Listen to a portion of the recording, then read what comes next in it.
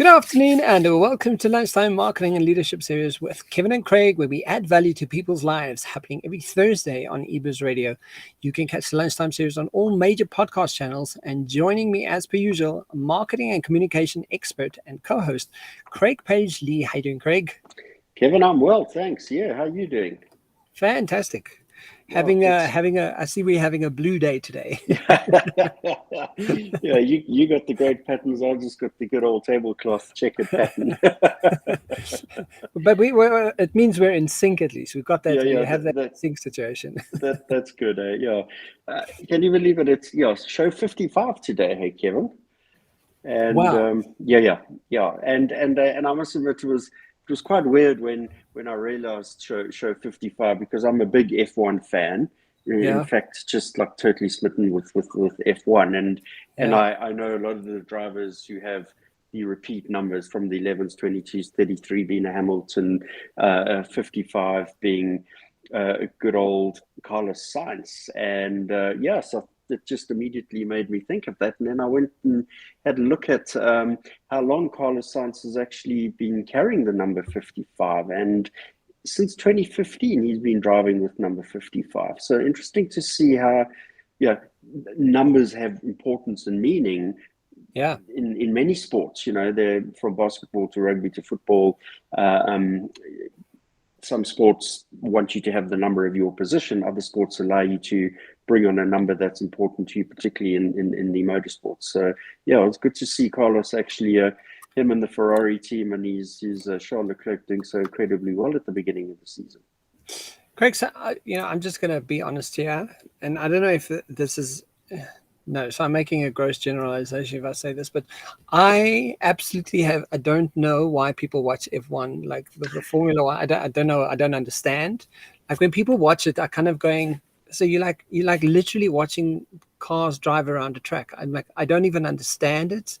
I don't know. It's, to me, it's, you may as well be speaking Chinese and kind of going, come on, Kevin, get it. You must get it.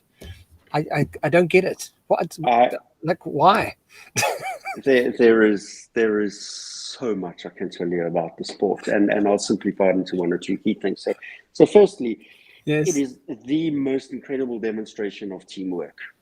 Okay. It is the most incredible demonstration of technology development and evolution. And at the highest level of F1, the work that's been done in terms of automotive fuel efficiencies, tire development, things like that translates and migrates all the way down into commercial vehicles. So at the highest level, the technologies, the understanding of carbon fibers, strengths, lightening the weights of cars, more effective fuel, and the likes, that all really cascades down into commercial vehicles, which in itself is quite spectacular. But the ability to driver skill, paramount, yes, but fitting within the framework of a team that can change 4 tires and refuel in under 3 seconds. That is just mind-blowing. And being able to have contact with a management team that are running a dashboard of screens and technology and data feeds to understand, is the car going to make it? When do you change tires? What's the braking? What's the heat in the car, et cetera, and then where the other car positions are and how to manage your race accordingly. It is just pure entertainment for me.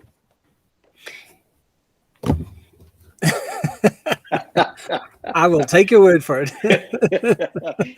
It's not for everyone. I think the viewership has definitely grown since it's the 4th series of Drive to Survive has been on, where they've taken each of the, in fact, 3rd series, the consecutive years, and they've packaged a view of the background, what happens, interviewed the actual drivers, got to understand the personalities of the drivers and the team managers and the challenges in the sport. And that in itself, it is dramatized because it's for Netflix, but it really has worked in bringing a much bigger viewership to the sport. And that's what comes out of the likes of a media mogul, buying the rights to F1 and understanding the value of the platform he has in his hands, and it created this phenomenal proposition. Yeah.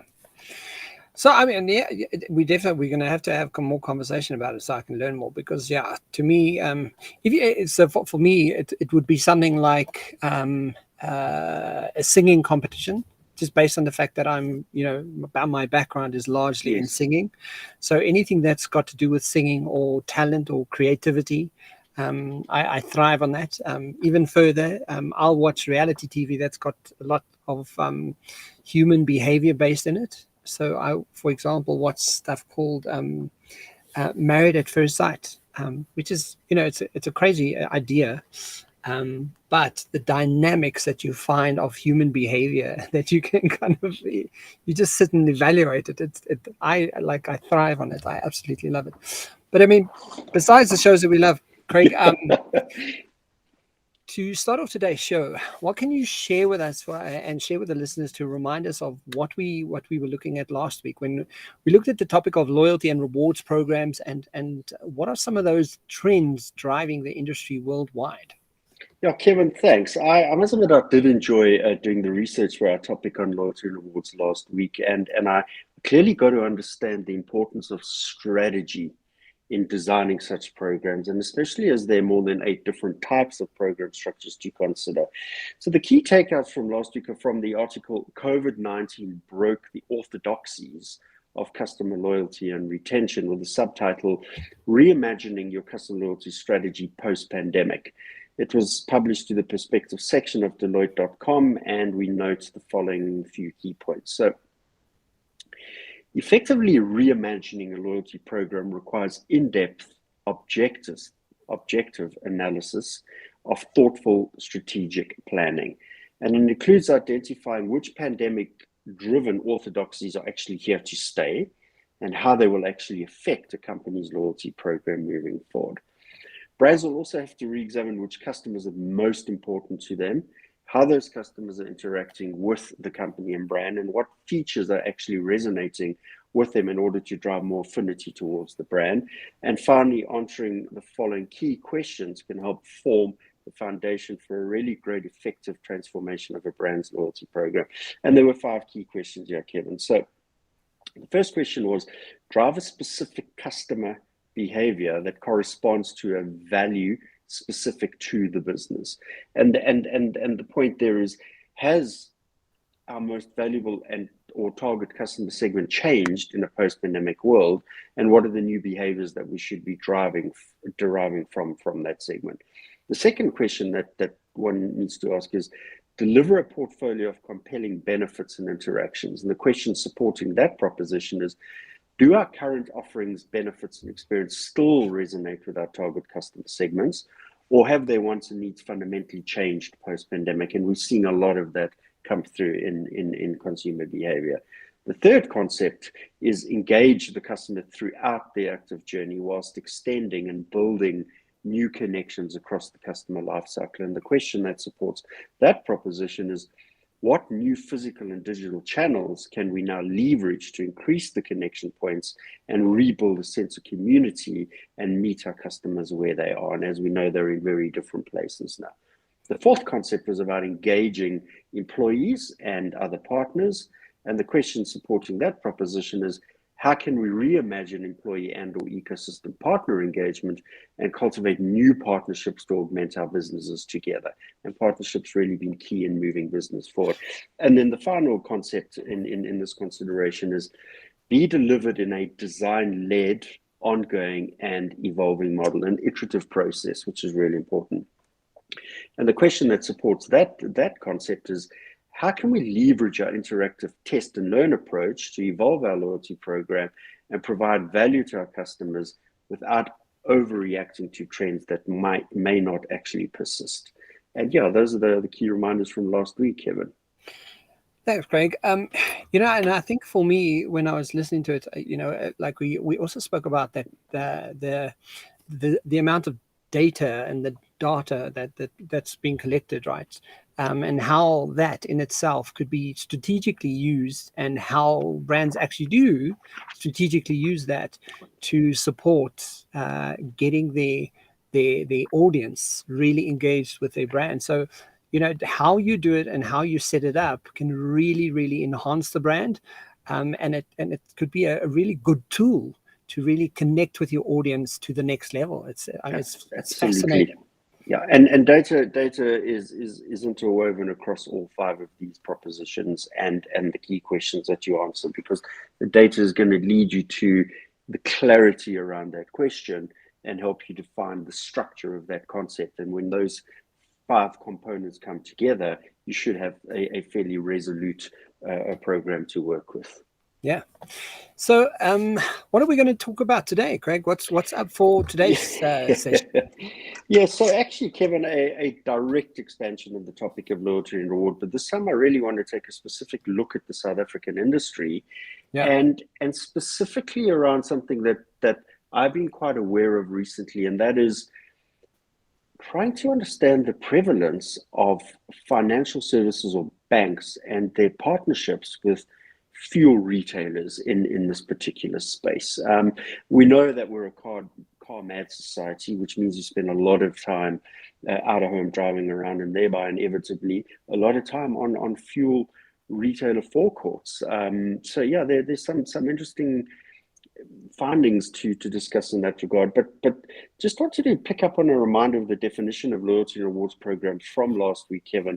So visiting the investopedia.com definition, we learned that loyalty programs sponsored by retailers and other businesses offer rewards, discounts, and other special incentives of a way to attract and retain customers.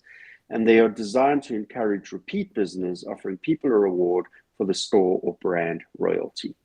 Not royalty. Yeah, sorry. So what can you tell us about the actual loyalty and the rewards industry in South Africa? Yeah, Kevin. Yeah, firstly, so a room full of information that I came across. And I must admit, at one stage, I actually thought I'd bitten off more than I could chew in trying to get into those sub-layers of detail. Yes. But fortunately, the industry in South Africa is quite mature and sophisticated, and there are definitely a few key names that one would go to talk about this particular topic. And the great thing in this instance is that one or two of those individuals have actually produced substantial documentation and publications to reference. And so at least I found one or two of those, and we've got some really good best-in-class publications to talk about in the conversation. Interestingly here, I was fortunate enough to meet Amanda Kromholtz about 10 years ago when I was at FCB in Johannesburg, and we were working on parts of the Edgar's below the line account just as their Thank You Rewards program was being launched. And Amanda was quite involved in that. And whilst never got to work directly with Amanda on any projects hand in hand, I've keenly followed her writings and industry contribution, and I'm hugely respectful with what Amanda's achieved in the industry. And the reason I specifically mention Amanda in this instance is that Amanda is actually the author of the publication that we're going to reference today, Kevin. The publication, or white paper as it's titled, is referenced as the 2021 South African Loyalty Landscape, and it's the 6th edition of a publication produced in September 2021, compiled by Truth, which is Amanda's loyalty and CRM consulting business, and Brand Map, a really detailed study that covers the top 30% of South Africans by income. Another great proposition delivered by a really great agency. Brand Map offers marketers and agencies the ability to segment, profile, and really get a deep dive understanding of customers within that segment in South Africa. And the Brand Map study is owned and delivered by Y5, which is a consumer insights consultancy also based in Cape Town. So really two great bodies coming together to produce a phenomenal, highly insightful document. Yeah, and I'm looking forward to hearing about that, those insights published in the white paper. That's going to be an interesting topic to cover. Thanks, Kevin. Yeah. So anyone, just again to put it out there, so anyone interested in this topic, particularly in terms of the South African context, should read the white paper. It's a 53-page document filled with great insights. It's really easy to understand in terms of the methodology deployed and the way that the facts and insights are presented. So to start off with, I want to actually start with a quote from section 4 of the white paper. And the section is titled Strategic Drivers Behind Loyalty Programs. And similar to some of the strategic drivers we covered in last week's conversation in terms of global programs, the following paragraph really stood out for me, Kevin. Loyalty has to fit within the broader marketing context of the brand. But over time, it has become one of the most powerful marketing weapons, if used effectively. If the elements of brand's marketing mix are not competitive, then the loyalty program cannot save the day. And to quote Kotler's 4 Ps of marketing, product, price, promotion, and place must all be compelling. But then the additions of the 3 Ps of service marketing, namely people, process, and physical evidence, must add value to the customer experience. And only then can a loyalty program really unleash its full commercial potential. If all of those elements in place, with the addition of the 3 Ps of truth, customer loyalty will be complete, and it will be a powerful value proposition to lock in longer-term customer loyalty. And so, as you can see, from a strategic understanding point of view, it's not just 1 or 2 levers of tick boxes. In this instance, you've got a combination of 10 Ps: product, price, promotion, place, process, physical evidence, people, and the 3 Ps of truth really coming together to work to ensure that you pull a strategic business driver for your loyalty program. Yeah. So, I mean, is it essential that you have all of the 10 Ps? Am I understanding correctly? So yes. Okay, let me take a step back. No, it's not essential to have all the 10 Ps to have a program. Yeah. It's essential to understand the impact of the 10 Ps to have the best, most strategically designed and relevant program to move forward. And those Ps mean a hell of a lot in different combinations, and it's really getting to understand the associations of the different configurations of the Ps in respect to the program you're trying to deliver that'll enable you to move forward with your program. So you can leave 6 of the 10 out, or 7 of the 10 out, or just go with 7. But really, it's fundamentally understanding the impact and the importance of every single one of those influence drivers in building out the solidity of the structure of the program you want to launch, Kevin. Yeah. Okay, cool. Fantastic. Yes. So the key takeouts from the white paper summary informs us that, as expected, South Africans have changed their loyalty behavior post-pandemic, and 74% of economically active South Africans actually use loyalty programs, an increase of 2 percentage points from pre-pandemic era. And as we mentioned last week, Kevin, Americans belong to over 14 loyalty programs. South Africans, on the other side, belong to 8.7 programs on average, but still quite a lot. Yeah. A really interesting point noted is that COVID has actually flattened the gender curve, with, take note, males using programs more and at a higher rate than females in South Africa post-pandemic. Pick and Pay Smart Shopper was the most used loyalty program in 2021. Clicks Club Card had previously held that position for 3 years. F&B eBucks was noted as the loyalty program which the segment cannot live without. And that was an interesting point. They did an entire evaluation of what are the programs in that repertoire of 8.7 that you cannot live without. And then eBucks really just stood out head and shoulders above the rest. Another interesting fact is that financial services dominated the top 7 loyalty programs that members claim to be indispensable. Yeah. Cashback is South Africa's preferred loyalty benefit, followed by discount vouchers. And interesting fact for me, Kevin, because considering that the study looks at the top 30% of South Africans by income, it really does look like value is value and discount is a driver here. And the most standout fact for me in the exec summary, Kevin, is that more South Africans at 76% prefer a physical loyalty card to that of a digital card. And an intriguing statement, because whilst we saw a rapid increase in e-commerce and digital application and maybe use during COVID, the default to plastic is actually at a higher level than it was pre-COVID in the South African context. So quite a surprise for me in that regard. So, I mean, out of these stats, Craig, what's interesting is that the when you mentioned gender, like the males are or men are using more loyalty programs now than women are.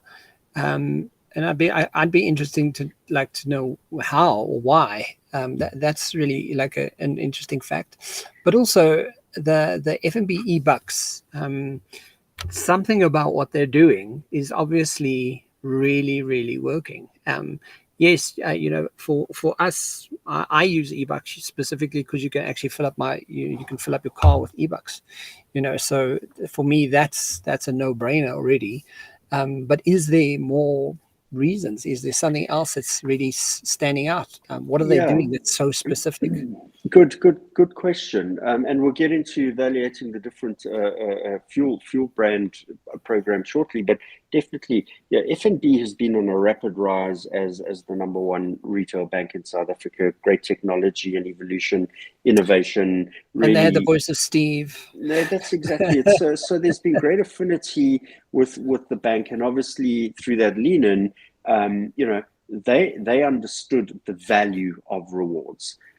I feel in a way that eBucks has lost some of the traction and value that it had in the past, but most definitely by far it was the go-to brand for me and many other people that I know. So FNB clearly understood how to construct value around the brands of association in their reward program. And when you get to the fuel forecourt, gosh, when that pump is pouring out, you really are understanding value. What's interesting is Discovery Health is, I mean, I've just recently been called by Discovery Health to speak about their loyalty program around how you can actually refuel your car as well. And they've also partnered up with other different types of service stations that actually, or brands, to fill up your car. So I think for South Africans right now, and for the climate of the world, and what's happening with the petrol price, I think it's definitely adds to why people want this and need this, because we need something to help get through the month at the end of the day. That's right, and that space is very much a tangible value enabler. But yeah, we'll get into some juicy conversation around that shortly. Yeah. The other facts that stood out for me, Kevin, is that higher income households are using loyalty programs more than lower income households in that 30% band that the study was covering, with 68% usage in the 10 to 20K a month household income, 76% usage in the 20 to 40, 78% in the 40 to 80, and take note of this, 80% usage in the 80K plus per month household income. Sure. Yeah, so the higher usage by the highest income segment is, it makes one think that there's a disproportionate expectation around these things. But at the end of the day, a good program will give you good value at the higher income if you're using your funds on a continuum, and therefore that value has great value back to your life that you're actually going to spend it. So but Craig, then there's a flaw in the system, right? Because 80% usage earning that bracket of income may not necessarily be the majority of the population. So surely, as the majority of the population, you want people who are probably earning less to be more part of your actual loyalty program. correct. So is it only based on the fact that you're earning more money that the loyalty actually works, or So part of the construct of loyalty is, obviously, the more you spend, the higher the tier, the more reward you get.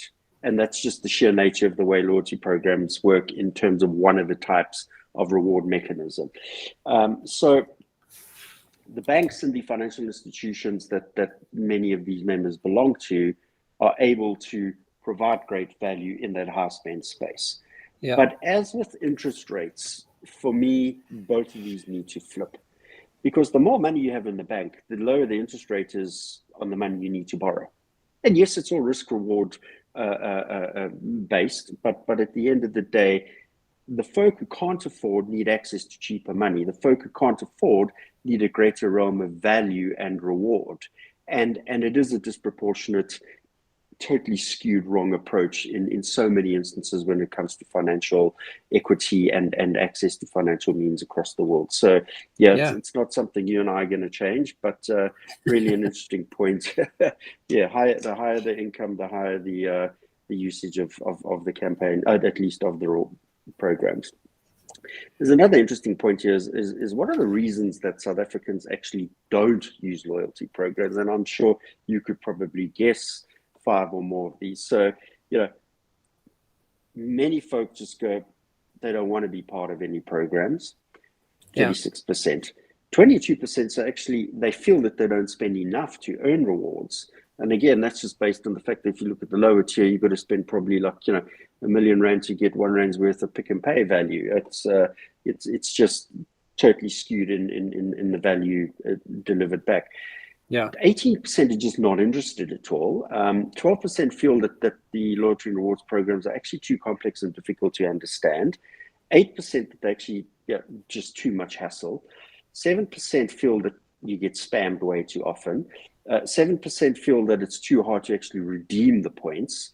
5% feel that they want too much personal information, protection of personal information act needing to come into play there. And 5% just feel that there are way too many cards in the wallet. And that's a reality, because whilst there may be a lot of digital programs, the likes of eBucks actually had a phenomenal app. That app isn't in play anymore. So it defies logic in some instances there. The top 10 most used loyalty programs in SA, Kevin, in 2021, it was Pick and Pay Smart Shopper, 80% utilization. Clicks Club Cards dropped to position 2, 79%. Discount Benefit, 62%. The Christmas Extra Savings at 60%, jumping straight in at 4th position. And this program is less than 2 years old. So really great to see that. Woolworths Rewards at 54%, Spar Rewards at 41%, the Macro M card at 37%, the Thank You card, which is Edcon Group, 27%, the My TFG Fashini Group card at 26%, and then the ShopRite Extra Savings at 25%. So Checkers and ShopRite making a nice slice of the collective in that regard. And again, both of those being new and coming in at the top 10. So great effort from the group. Craig, and like I said, listening to some of the stats, for me, I don't like carrying too many cards in my wallet in any case. So if my wallet looks like, then I'm like, I don't want to carry the card and I'm not going to be part of the loyalty program. So I have most of my loyalty programs on an app that I scan the barcode and sort of have it on my phone. So for me, I understand that completely. But I am surprised. I'm like, if you 80% usage of the of loyalty programs is only if you're spending 80,000 plus sort of income bracket, kind of that's there's something wrong with that, and I don't know what it is specifically, but it's like there's something wrong with that. Yeah, but Craig, but just quickly, if you don't mind, just to the point of apps on your phone. So there's a big problem when you're in a mall, for instance. So I have the Woolies loyalty card on my phone. You go to the till point, and firstly you battle to get onto the Wi-Fi in that store or the mall's Wi-Fi. Disastrous experience. You close out and you go back to 3G, but all the till points and payment areas are under multiple layers of concrete, and the dissemination of the signal in there is just absolutely pathetic. So you leave the store to open your app, to get your voucher, to do a screen grab, so you can come back into the store, to stand at the till point so they can scan the barcode, because you actually can't use your technology in store because they haven't enabled effective digital engagement in store. So total failure in many instances at the brand level. So whether you've got an app or not. I go to stores that have Wi-Fi, Greg. I go to stores that have Wi-Fi, but believe me, when you walk into Sandton City Woolworths, the Wi-Fi does not work for you. It doesn't. No, absolutely. So you mentioned the financial services brands are partnering with few retailer brands in South Africa. And yes, I mean, can you tell us more what's happening in this space? Because I know a few are doing this. Yeah, Kevin, thanks. So I came across this article on Business Insider essay published on 7th of November last year, published by Andrew Thompson. And the article compared South Africa's fuel rewards programs and actually then started talking about the complexities that are embedded in these programs. And believe me, there are. So firstly, the article provided a bit of a context to the types of programs, and it opens with the following yet obvious statement. The fuel price in South Africa is on the rise again, and with more people back on the roads after the coronavirus hiatus, savings at the petrol pump is all the more important. In a normal year, South Africans spend around 14.76 billion rand per month on fuel.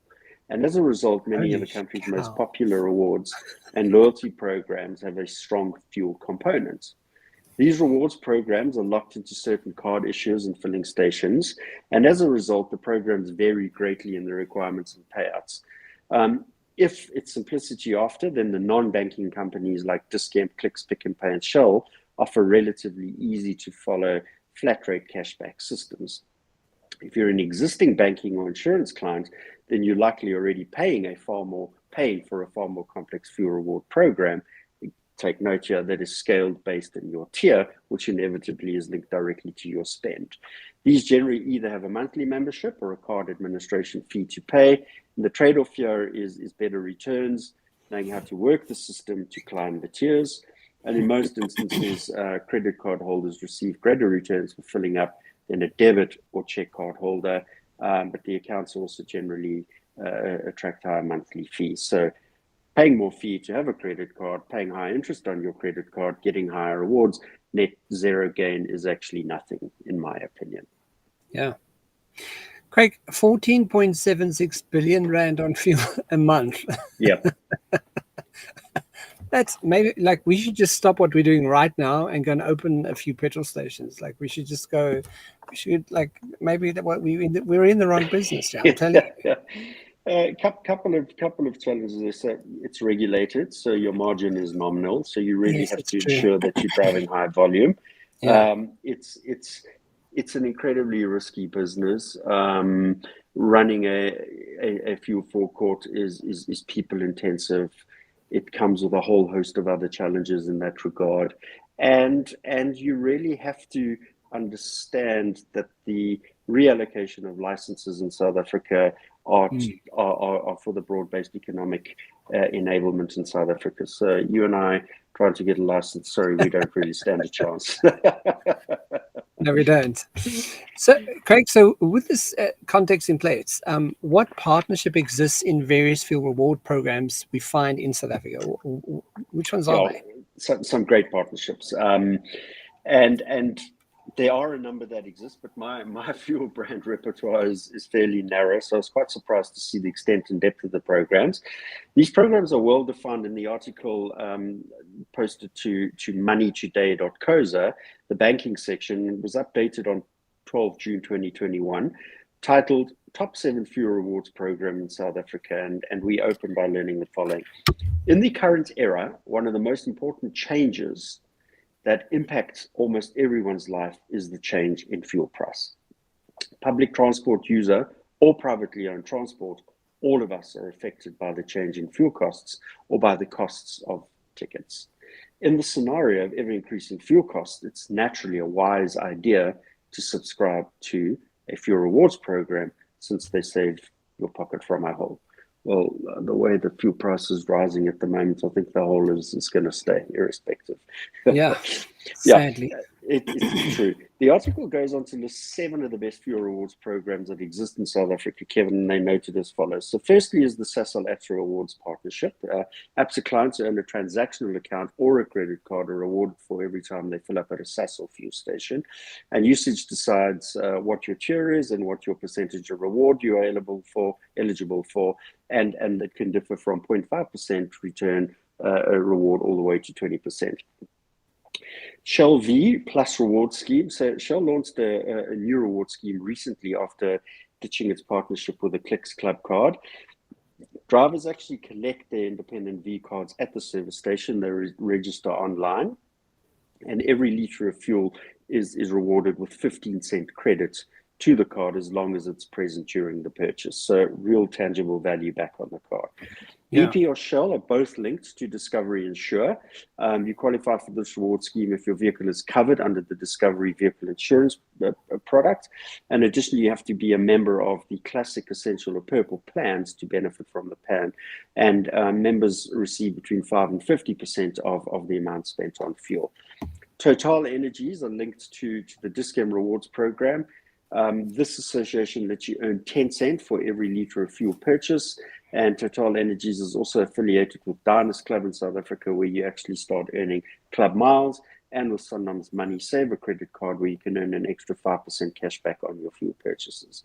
The big one that we spoke about is FNB eBucks, which is affiliated with Engen. The ability to earn between 10 cents and 4 Rand for every litre purchased, again, based on tiers. But you can also pay for fuel, as you mentioned, using the eBucks on the card. And to date, more than 10 million Rand has actually been paid via eBucks for fuel purchases in South Africa. Sure. The sixth, yeah, that's quite a bit. The sixth one is Pick n Pay Smart Shopper and BP. Pick n Pay introduced the scheme in partnership with BP in 2021, and swiping your Smart Shopper card will earn you an extra 10 cents for every litre of fuel purchased. And the fifth one, at least the seventh one here, is the Caltex Standard Bank UCount partnership, where those who have a Standard Bank UCount reward can earn between 20 cents and 5 Rand for every litre of fuel filled at Caltex. So quite big rewards in some of these. And again, it depends on the type of card you own and how much you normally spend every month on fuel. It would be a really interesting discussion, though, Kevin, if any of the banks had actually affiliated themselves with Shell. You know, Shell independent, it was only with Click's Club Card. And the reason I mention this is just, you know, taking the anti-environmental stance that Shell has when it looked to set up and conduct 3D seismic surveys of the wild coast of South Africa as part of its initiatives to explore potentially the potential hydrocarbon reserves beneath our seabed. Yeah, it's clear that they actually are not focused on environmental benefit. And I would most definitely have had a really interesting conversation pertaining to any financial institution that actually partners with somebody who turns their back on these kinds of activities and initiatives and builds a loyalty program out of that. And it really led me to the whole issue of fossil fuels and the importance of the eradication of dependency on fossil fuels. And we're a long way from that in South Africa. You know, we can barely keep the lights on, electricity to cook a kettle. There's no way we're going to be able to support EE-based society at this point in time. But really, it is a conversation that we need to talk about. And I'm going to set up a chat with the South African arm of the lobby group Clean Creators, which is challenging the creative and communication industry to actually stop working with fossil fuel companies, as the majority of these are actually just greenwashing their statements of commitment to a better planet. And a big conversation to be had. So I'll keep you updated on that. And we've had that conversation before, Craig. We've had, we've touched on it before, the importance of green and going green and why this is important, and, how brands should do it, and the responsibility that brands do have, especially when you're impacting large groups and large numbers. It'd be really interesting to unpack that more with someone who can sort of have a conversation around that. And Kevin, and bringing in that contentious point around, there are programs who in their own right may well have really strong statements around doing good for the planet. Woolworths, for instance, I don't see Woolworths joined up with any of the fuel brands from a loyalty program point of view, but I do see Woolworths having presence in stores on the retail footprint. But when Woolworths stands for so many good things around reduction in plastic recyclability, sustainable farming, and all of those things, but they go and place their retail offering and proposition on the forecourt of somebody who just is obliterating the planet from a climate change point of view, there's a bit of a contrast in in that kind of association for me. And those are the things Yeah. that I'd like to tackle in that conversation. Absolutely. So, Craig, as we near this, the end of the show, what are the key takeaways for today, and what can listeners take away from today's conversation? Yeah, Kevin, so it goes without saying that any brand organization wanting to develop or expand an existing loyalty and reward program really has to take a microscopic view of the reasons for such a program and to ensure that there's a clear strategic intent and understanding what such a program will actually do for the brand. They should then enlist the services of specialist consultants like Amanda Cromhote, but more importantly, they should invest in a comprehensive study of their market, their target audience segment, and the trends that are driving such programs in their geographic region, as delivered by the likes of the Y5 brand map study. And it's really pointless to even contemplate a program without this thorough understanding in place. And taking that into account, and again, just referencing the 2021 study of South African Loyalty Landscape White Paper one final time, the few key takeaway points for consideration that I believe should be considered are as follows. Gain a deeper understanding of the year-on-year trends in respect of the number of programs that customers subscribe to and what the actual utilization of these programs are. Is it growing, is it declining, or is it staying static? Then look at a few constructed years of same percentage utilization, and the reason this is important could actually mean that the market has reached saturation for any programs. Any new or expanded programs must therefore be far more compelling in value and benefit than the existing programs, particularly if there's saturation. Ensure a good understanding of the program use by gender. I mentioned earlier that there's an increase in the take-up of programs by males post-pandemic. Structure, value, and rewards relevance in line with these changes. Ensure a good understanding of program usage by age. The study noted similar usage, 80 to 81% for age groups across 35 to 65. It's a big range to cover in respect of providing rewards. So you need to do some deep dive to understand the segments, subsegments within that range, and package value across each of the subsegments.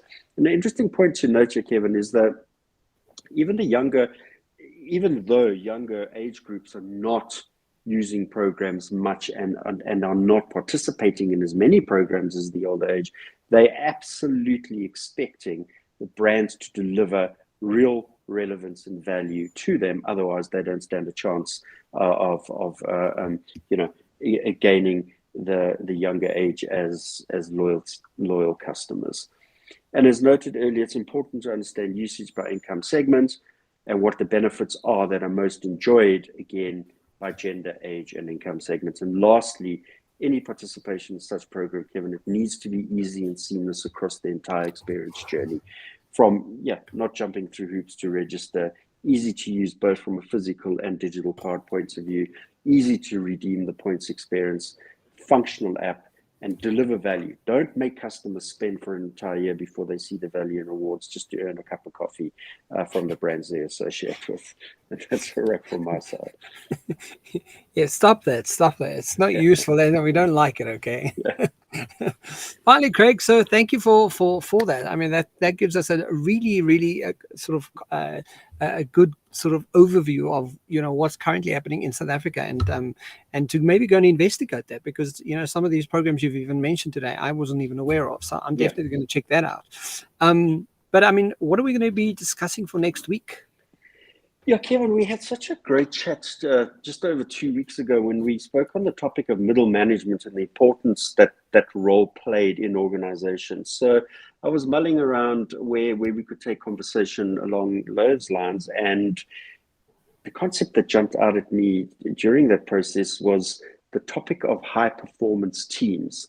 So I thought that we should start looking at what makes a high performance team, and what impact they actually have on organizations in our next conversation. Yeah, that excites me. Yeah, I like that.